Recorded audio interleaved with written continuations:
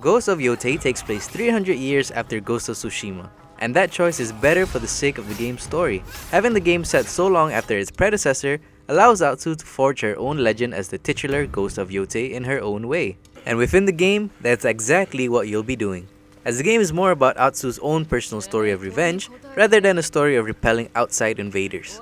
So join us as we venture to 1600s Japan in our review of Ghost of Yotei. Hey, this is Sean from Gamer Braves. It's been 8 years since we established Gamer Braves channel. We went to a lot of overseas game conference. We did a lot of exclusive interview with a lot of prominent figures from the industry, Ryuzo Sugimoto, Sean Layden, and even Yagu. One of the easiest way to support us is to subscribe to our channel. Support like this will actually gives us motivation and pushes us to produce better content. If you have already subscribed, thank you so much. Please enjoy the rest of the video.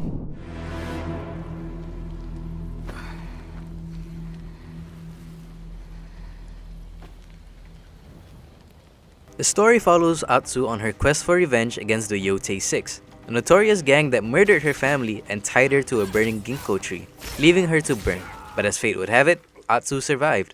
As she grits her teeth and trains for the next 16 years, we jump to the point in the story where a hardened Atsu vows to take down those on her list: the snake, the oni, the kitsune, the spider, the dragon, and Lord Saito, the names of the Yōtei 6. However, revenge isn't the only thing you'll find on your journey. As Atsu wanders through the wilds of Izo, she'll find allies that she can trust on her journey, such as Wolf, an actual wolf that Atsu saved that can assist her in combat, and Huchi. As she finds more allies, Atsu may realize that her journey of revenge may hold more than just bloodshed, and the game encourages you to move at your own pace. The game is entirely open to you from the beginning, and it's freely up to you on how you want to advance in Atsu's journey. There are a lot of side quests and plenty of optional quests that feel substantial enough to be part of the main storyline, even if they're not mandatory. Technically, you can go through the entire game without ever doing the side content, but doing so will make you miss out on the full experience.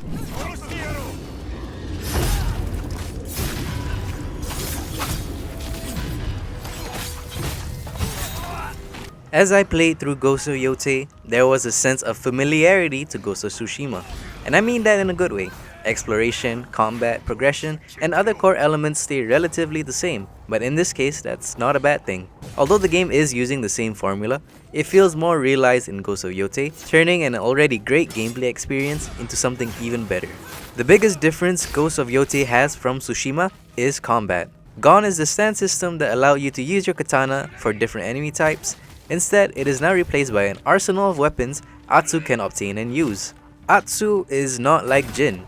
She isn't bound by a samurai's code of honor, as she works as a mercenary, using every and any tactic to win. Aside from the usual katana, Atsu is proficient in a multitude of weapons such as the yari, odachi, kusarigama, and dual blades. Each weapon has its own playstyle and advantages against certain enemies. For example, the spearmen struggle against faster attacks of that of the dual blades, and to get around those pesky shield users, the kusarigama allows Atsu to strike at their blind spots. These are just some examples of the advantages of different weapon types. Each weapon also comes with its own skill tree, giving you more incentive to experiment between them and to find your own specialization. Range combat is just as varied, with bows, rifles, throwing knives, bombs, and powders all come into play. Atsu makes the most of what she has, and this combat system allows that aspect of her to shine through. And when you take down 5 enemies in a row, you can trigger an ultimate skill called Onryo's Howl, Atsu's own special skill. And don't worry, Atsu also has the staple Ghost stance, though only unlocked later on into the game. These moves will send nearby enemies into a terrified state, letting you finish them off in a single hit for a limited time. What makes combat even better this time around is how even enemies can now switch weapons mid-battle, forcing you to adapt on the fly. Atsu can even disarm enemies if you time your bow shot just right, but be careful, because Atsu herself can lose her weapon if struck too hard. This can create tense moments of vulnerability and critical thinking as you scramble to find a moment to strike back. Difficulty options are also customizable. You have your standard easy, medium, hard, and lethal modes returning, and also have the custom difficulty option for you to fine-tune your experience. While the combat is an overall fun experience, at a certain point it felt too easy. This boiled down to the combination of upgrades that just make you feel invincible, paired with an AI that kind of just stands there sometimes. Initially, I played the game on medium mode, but eventually switched it to hard mode because the game felt a bit too easy.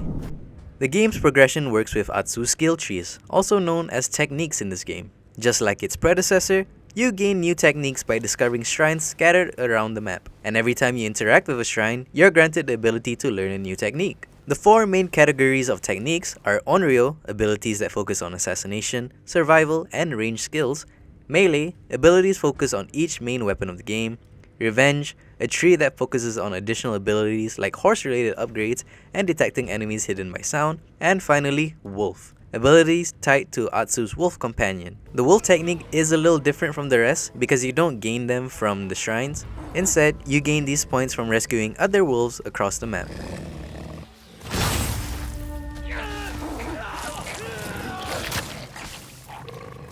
A downside I can say is that when you discover a shrine, the game doesn't give you a general point that you can save and spend later. Instead, it forces you to pick the available techniques at the shrine. This means you can't save up your points for later when you might have unlocked new weapons or skills that weren't accessible earlier in the game. But progression isn't only tied to Atsu's character.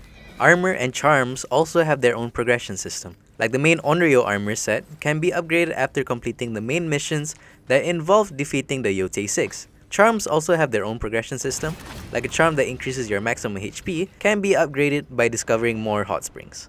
As we talk about upgrading armor, there are multiple armor sets that you can find and use, each with their own unique traits.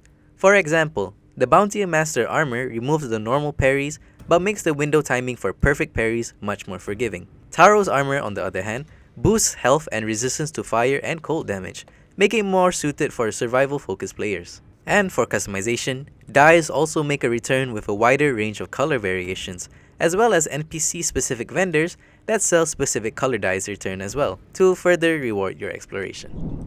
The game's map is huge, but it doesn't feel empty. The expansive map is so well designed with every space and area feeling like it belongs there and fits the world naturally. You can simply purchase maps from NPCs to reveal their locations or ask around. You can even play specific songs on your instrument that will lead you to points of interest, just like in Ghost of Tsushima.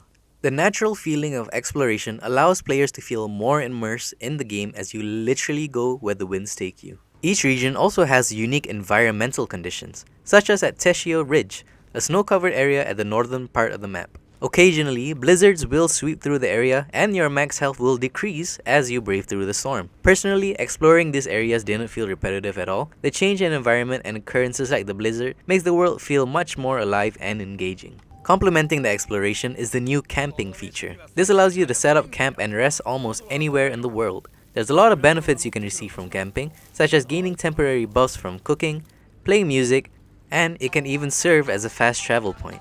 With a map this expansive, having the ability to create your own fast travel points on the fly made exploring even more convenient and enjoyable. And of course, parkouring around the world is as fun as in Tsushima. Jump, swing, and leap across gaps to find hidden shrines or special charms for you to use on your journey. Graphically, Ghost of Yotei is absolutely stunning. Sucker Punch blew it out of the park with its visuals, and it definitely is one of the most visually striking games of 2025. From the very first moment of exploring Izo, I was captivated by the scenery. Wandering across the map and exploring every nook and cranny never felt like a chore because the views were always stunning enough to keep me going. The environment was just masterfully done, and it just begs you to slow down and take in the scenery. The photo mode is also impressive. You have your expected settings and adjustments in photo mode, but with even more options to go beyond. All the tiny details of the time, weather, and effect all for the perfect shot. In addition, Kurosawa mode makes a return for those that want to live in a classic black and white samurai film. But there are two additional modes that make their debut. Mic mode adds more mud and blood and drastic zoom-ins for a more cinematic combat flair.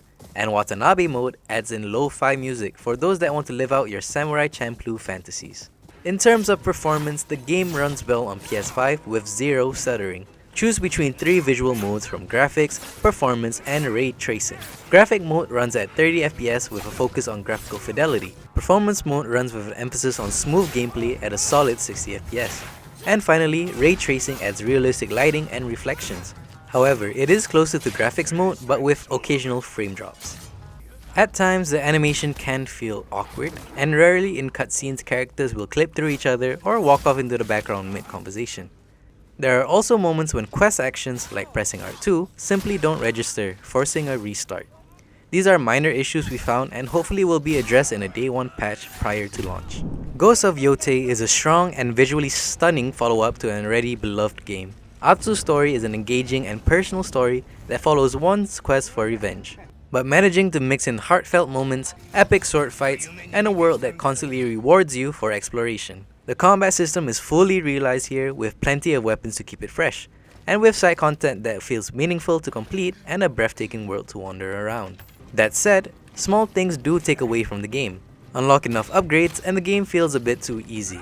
AI is also sometimes not the smartest, making some fights trivial. And the 4 skill unlocks at the shrines limit how freely you want to build your character in the early game. Yet, Ghost of Yotei still delivers a beautiful adventure that's hard to put down. We're giving Ghost of Yotei a 9 out of 10. It refines the foundation of its predecessor while also standing on its own with bold new ideas. It's an absolutely wonderful time and yet another unforgettable journey. Now, should you buy Ghost of Yotei? Definitely a yes if you enjoyed Ghost of Tsushima or just love a good old samurai revenge story. Though if you are burnt out from open world games and dislike the Japanese aesthetic, then your answer would be a no. That about sums up our review for Ghost of Yotei, and if you want more content just like this, make sure to like and subscribe and see you next time on Gamer Braves.